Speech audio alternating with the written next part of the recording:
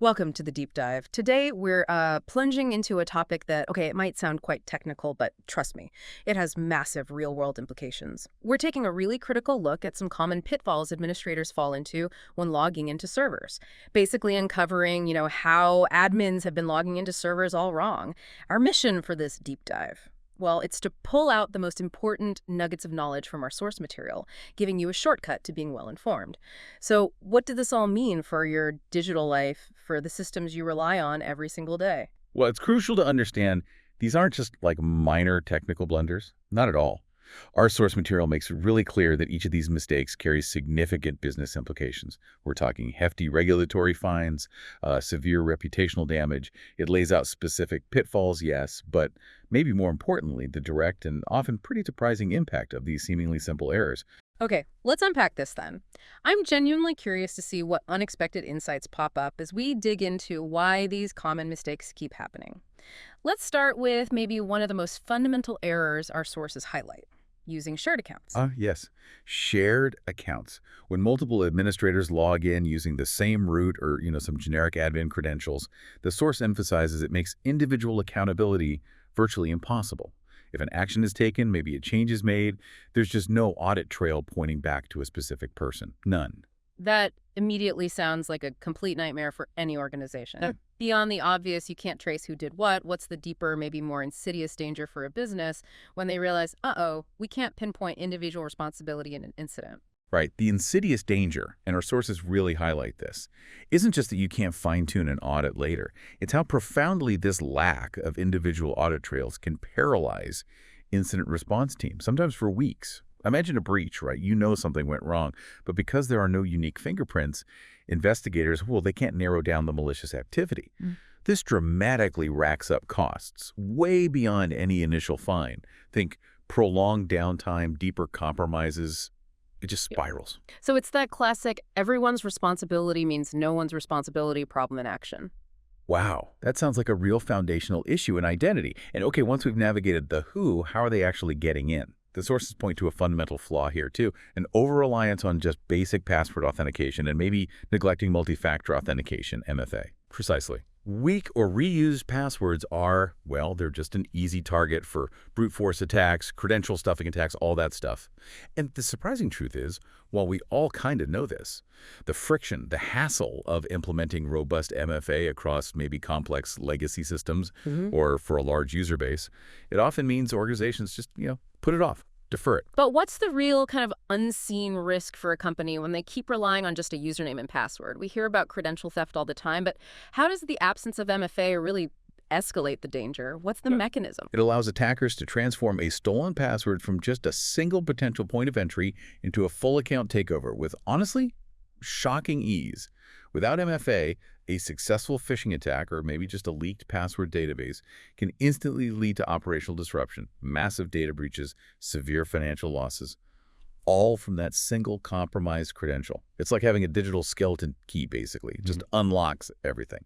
And, often those credentials aren't even stolen through some super sophisticated attack. Sometimes they're simply found. Our source material calls keeping passwords in plain text like in notes, spreadsheets, or, God forbid, embedded in scripts, a disaster waiting to happen. Just sitting there. Yeah, that sounds like basic security 101, rule number one. Never do this. So why does it still happen? And what's maybe the most surprising vector of compromise our sources point to from this, well, seemingly amateur mistake? It often comes down to convenience, really, and maybe a lack of proper password management tooling or training within teams. People find workarounds. But the surprising vector our sources highlight, it's often the internal one. Plain text credentials make internal systems incredibly vulnerable to insider threats, or even just common malware infections. One compromised laptop, maybe a single click on a malicious attachment, and suddenly a whole trove of critical system access details could be exposed. That can lead straight to a full system compromise. It's like, writing your vault combination on a sticky note and sticking it on your computer screen. Just why? Right. So, okay, once an attacker has credentials, valid credentials perhaps, it's about gaining access to the network itself. The sources really seem to hammer home the dangers of exposing remote desktop protocol, RDP, to the public internet without proper restrictions. Absolutely. Exposing RDP directly. Yeah. It's essentially putting a doorway straight into your network, right onto the open internet for anyone to knock on. And attackers, they're constantly scanning for these kinds of vulnerabilities. It's automated, relentless. We've all heard the horror stories for sure, but what's the scale of the RDP problem, really? And how is it directly linked to some of the biggest, most disruptive nightmares for businesses today, like ransomware?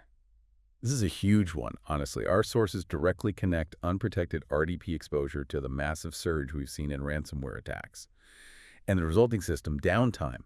Attackers gain easy entry, they deploy their malware, and suddenly an entire organization is locked out of its own systems. That leads to, well, both financial devastation and incredibly severe reputational damage. It's still one of the most common initial access vectors for really sophisticated attacks. Yeah. Very common.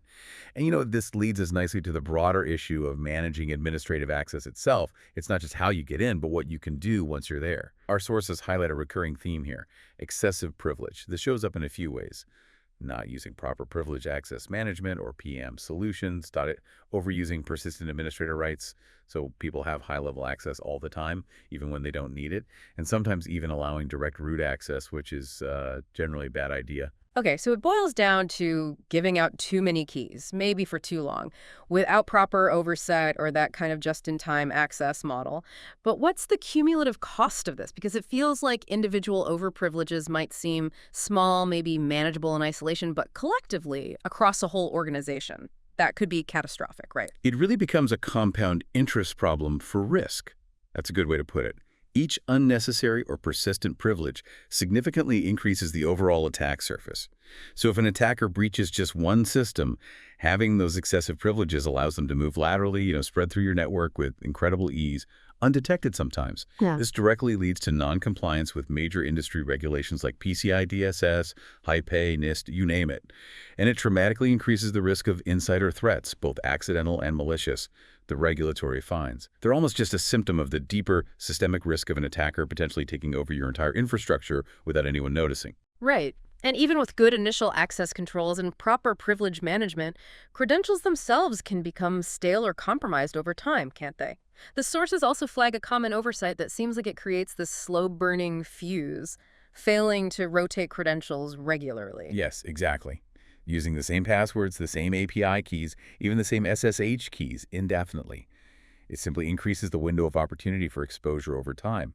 A credential that was perfectly secure yesterday might be part of a data dump found on the dark web today. You just don't know. So what's the long-term consequence of that neglect for an organization? It sounds like, yeah, an attack just waiting for the right moment, maybe years down the line. It's exactly right. A leaked or stolen credential, if it's never rotated, can potentially be exploited for years without detection. Our sources actually cite instances where dormant, maybe forgotten credentials, perhaps from an employee who left years ago, or an old test environment, were suddenly reactivated by attackers long after the initial compromise.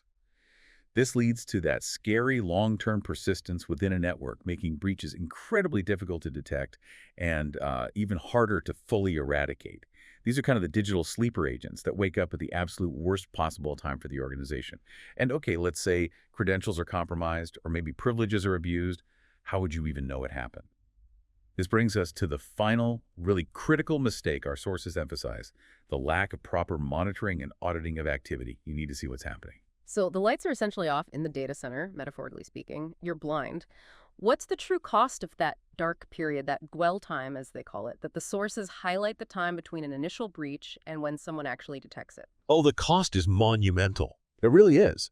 Without adequate logging and continuous monitoring, unauthorized access, suspicious behavior, it simply goes unnoticed, often for extended periods. This means security incidents are discovered way too late, often after the damage is done. And that leads to far greater data loss, more severe compliance penalties, and a much more complex and expensive recovery process. Our sources indicate that the average dwell time, how long attackers remain undetected inside a network, can often stretch into months. Sometimes, believe it or not, even over a year. And during that time, they can exfiltrate just vast amounts of sensitive data. You simply can't fix what you don't know is broken, or even worse, what you don't know is actively under attack. Wow, okay. What we've unpacked today really shows this incredible interconnectedness between what might seem like small technical mistakes and their widespread, often really severe business implications. Whether it's those shared accounts, unmonitored access, or overlooked privilege levels, common threads just run through all these pitfalls. Things like the critical need for individual accountability, minimizing the risk of compromise wherever possible, and the absolute necessity for proactive security measures. And that's really the so what for you, our listener. Understanding these vulnerabilities, even at a high level, is absolutely key to appreciating why robust security practices are so important. Many of these issues, when we, connect this to the bigger picture, they really stem from fundamental security principles like least privilege, individual accountability, and proactive monitoring plus rapid response. It's about much more than just logging in securely. It's fundamentally about the very foundation of digital trust and, frankly, operational resilience for pretty much every organization out there today. Thank you so much for joining us on this deep dive. We really encourage you to maybe consider how these insights might apply to the systems you interact with daily, or even to the companies whose services you use and, well, trust with your data. And maybe a final thought, building on the source material. Given how many of these common, almost basic mistakes revolve around credential management and access control, this raises a pretty important question, doesn't it?